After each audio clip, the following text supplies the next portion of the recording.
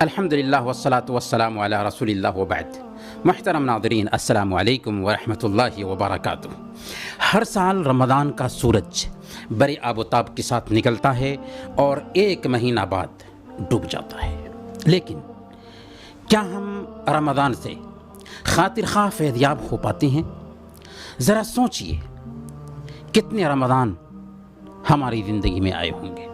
10 رمضان، 20 رمضان، 40 رمضان، 50 رمضان، 60 رمضان۔ ذرا دل کو ٹٹولیے اور من سے پوچھئے، ان پچھلے رمضانوں میں ہماری حالت کیسی رہی؟ ہماری عبادت کی کیفیت کیسی رہی؟ ہمارا ایمان کیسا رہا؟ ہماری اللہ رب العالمین سے نزدیکی کیسی رہی؟ رمضان کے بعد ہمارا تقوی کیسا رہا؟ روزے کی فرضیت کا مقصد تقوی کا حصول تھا، کیا ہم اسے پا سکے؟ مجھے یقین ہے کہ ہماری اکثریت کا جواب کسی صورت میں اطمینان بخش نہیں ہو سکتا۔ بہرکیف پچھلے رمضانوں میں ہماری جو بھی کیفیت رہی ہو، جیسی بھی کیفیت رہی ہو، آنے والا رمضان جو لاک ڈاؤن میں آ رہا ہے، پوری دنیا اپنے گھروں میں قید ہو چکی ہے، اس مناسبت سے آنے والا ہمارا یہ رمضان اگر ہم چاہیں تو ہماری زندگی کا سب سے بہتر رمضان بن سکتا ہے۔ کیا کریں، کیسے کریں کہ ہماری زندگی میں آنے والا یہ رمضان ہماری زندگی کا سب سے بہتر رمضان بن سکے؟ اسی حوالے سے ہم بات کرنے والے ہیں۔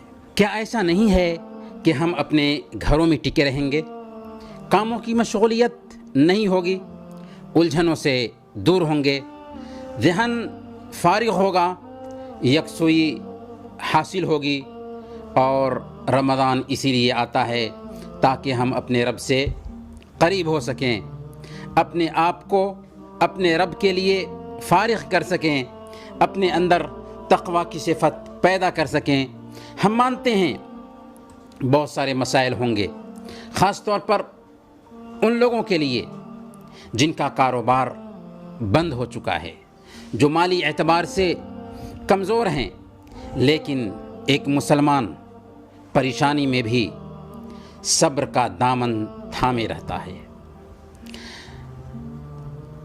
مسائل میں بھی نیک فال لیتا اور اللہ سے اچھا گمان رکھتا ہے۔ ہم مانتے ہیں کہ ہمیں مسجد میں نماز باجماعت اور جمعہ سے محروم ہونا پڑے گا، اجتماعی نماز تراویح سے محروم ہونا پڑے گا، اعتکاف سے محروم ہونا پڑے گا، رمضان میں عمرے سے محروم ہونا پڑے گا، اجتماعی افطار سے محروم ہونا پڑے گا۔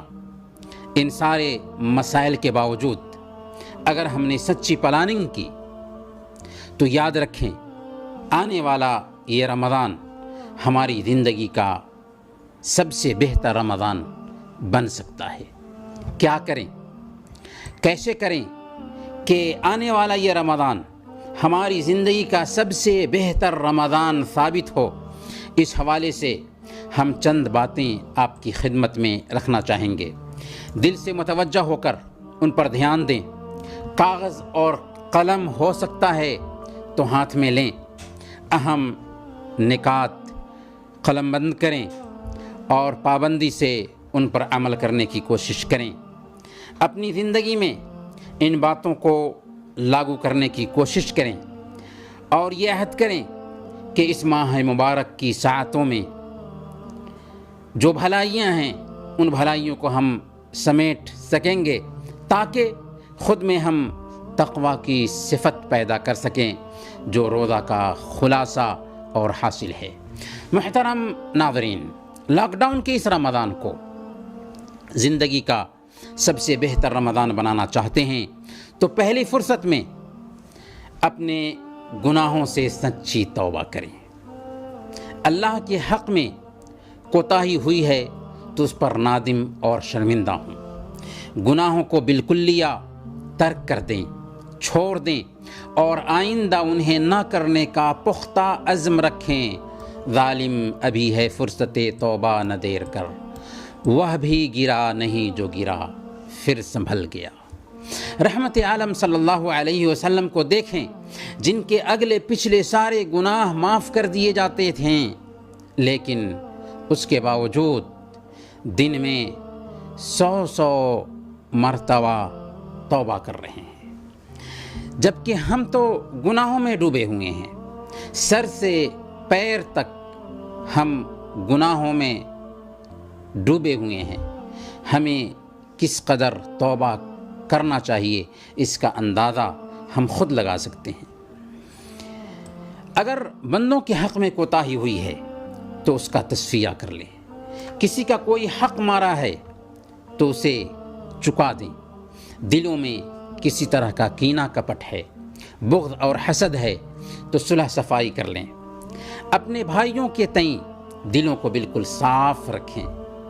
اس کے لیے بہتر ہوگا کہ اکیلے میں بیٹھیں، اپنے سارے گناہوں کو نوٹ کریں۔ پہلے بڑے گناہوں کو نوٹ کریں، پھر چھوٹے گناہوں کو، اس کے بعد بڑے گناہوں میں سے جو سب سے اہم گناہ ہیں ان کو سامنے رکھیں۔ پھر سوچیں کہ آخر کون سی چیز گناہ کرنے پر اکساتی ہے۔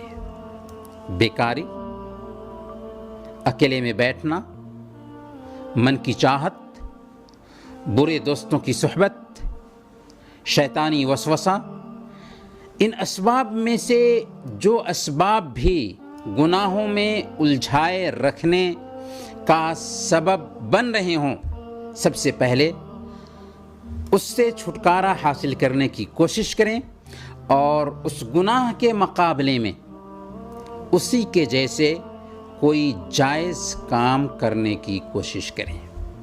ایک اہم اور کامیاب طریقہ یہ ہے کہ خود پر لازم کر لیں کہ اگر میں نے فلاں کام دوبارہ کر لیا تو اتنے پیسے، اتنے روپے، اتنے دینار صدقہ کروں گا۔ امام ذہبی رحمۃ اللہ علیہ نے سیر اعلام النبلاء میں امام ابن وہب رحمۃ اللہ علیہ کا قول نقل کیا ہے۔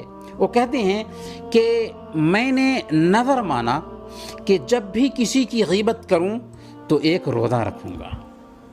چنانچہ جب کسی کی غیبت کرتا تو ایک روزہ رکھتا۔ جس نے مجھے تھکا دیا، پھر میں نے نظر مانا کہ جب کسی کی غیبت کروں تو 1 درہم صدقہ کروں گا۔ کہتے ہیں فَمِنْ حُبِّ الدَّرَاهِمِ تَرَكْتُ الْغِیبَةَ، درہم سے محبت کے باعث میں نے غیبت کرنا ترک کر دیا، غیبت کرنا چھوڑ دیا۔ پیسوں سے ایک انسان کو عجیب طریقے سے محبت ہوتی ہے۔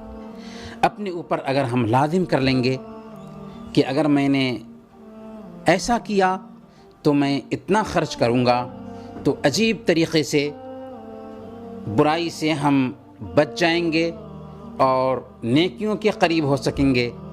برت کے دیکھیں۔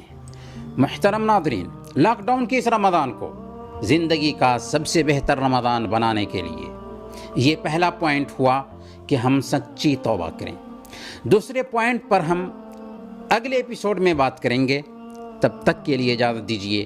وصلی اللہ علی نبینا محمد وعلی آلہ وصحبہ اجمعین۔